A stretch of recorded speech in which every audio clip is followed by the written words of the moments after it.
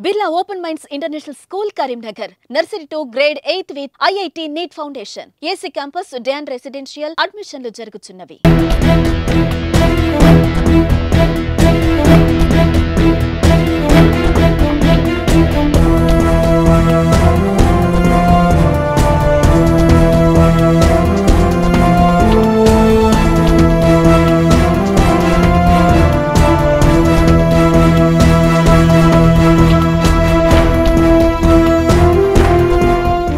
నమస్తే, welcome to Suman TV Karimnagar. నేను మీ Anil.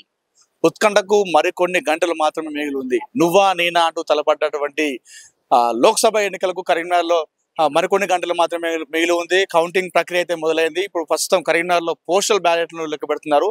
So ప్రస్తుతం అయితే పోస్టల్ బ్యాలెట్లో బండి సంజయ్ ఆధిక్యంలో ఉన్నట్టుగా మనకైతే విశ్వసనీయ సమాచారం తెలుస్తుంది.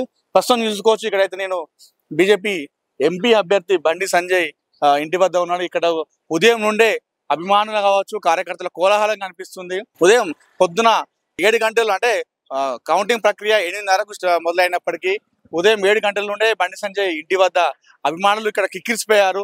తమ అభినాయకుడు గెలుస్తాడంటూ ముందస్తుగా ఇక్కడ వచ్చి వాళ్ళు సంబరాలు చేసుకుంటున్నారు.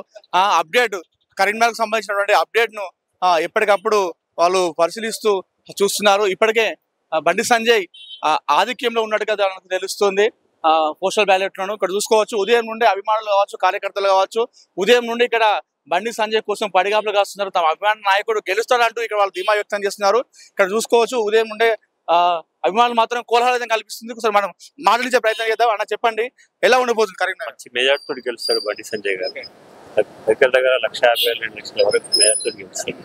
తప్పకుండా గెలుస్తాడు. మళ్ళీ ఎంపీ ఆయనే.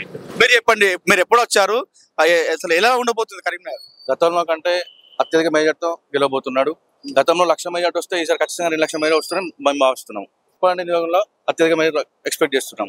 లాస్ట్ టైం కూడా చొప్పదండి నుండే వచ్చింది. అవును, లాస్ట్ టైం కూడా మాది కూడా చొప్పదండి నియోజకమే. మల్యాల మండలం అధ్యక్షుడు నేను. అక్కడ మరి ఎమ్మెల్యే మన కాంగ్రెస్ ఉన్నారుగా, ఇంపాక్ట్ ఏం చూపెట్టదా? ఇంపాక్ట్ ఏం చూపించేది, గుడ్డిగా వేసి లాస్ట్ టైం తప్ప వేరే ఏముండదు. ఈసారి ఖచ్చితంగా బీజేపీ మోడీ హవా నడుస్తుంది. బండి సంజయ్ కుమార్ గారు 2,00,000 మెజార్టీతో గెలవబోతున్నారు. ప్రభుత్వం ఏదైనా కూడా కరీంనగర్ మాత్రం మార్పు జరగదంటారు మీరు? ఓకే, ఇంకా మరికొంతమంది ఉన్నారు. చెప్పండి అన్న, ఎక్కడ ఉండొచ్చారు? కరీంనగర్ అంటేనే మన బీజేపీకి అడ్డ, కాషాయ అడ్డ. ఖచ్చితంగా సంజయ్ గారు భారీ మెజార్టీతో 2 లక్షల పైన మెజార్టీతో గెలుస్తుండు. కరీంనగర్ ప్రజలు బండి సంజయ్ గారిని, కరీంనగర్ మరియు సెంట్రల్ లో మోడీని కోరుకుంటారు. మరికొంతమంది ఉన్నారు, ఇక్కడ మాట్లాడదాం. అన్న, చెప్పండి, మీరు ఎక్కడ నుండి వచ్చారు? మీరు నేను వచ్చిన పనులు చూస్తున్నా, ఉదయం నుండి మీరు ఇక్కడ వచ్చి కూర్చున్నారు. ఎలా ఉండబోతుంది కరీంనగర్ పార్లమెంట్? కరీంనగర్ లో సంజయ్ భారీ మెజార్టీతో గెలవబోతున్నాడు. సంజయ్ చేసిన పాదయాత్రలు కానీ, సంజయ్ కష్టపడిన తీరు కానీ పబ్లిక్ ను మెప్పించి భారీ మెజార్టీ దిశగా పబ్లిక్ ఓటు %% పెరిగింది. పోస్టల్ బ్యాలెట్ ఎలా ఉండబోతుంది? పోస్టల్ బ్యాలెట్ లో 70% బీజేపీకి అనుకూలంగా ఉన్నాయి. ప్లస్ కరీంనగర్ నియోజకవర్గంలో 1,00,000కు పైచీల మెజారిటీ ఓన్లీ కరీంనగర్ అసెంబ్లీ నియోజకవర్గంలోనే వస్తుంది.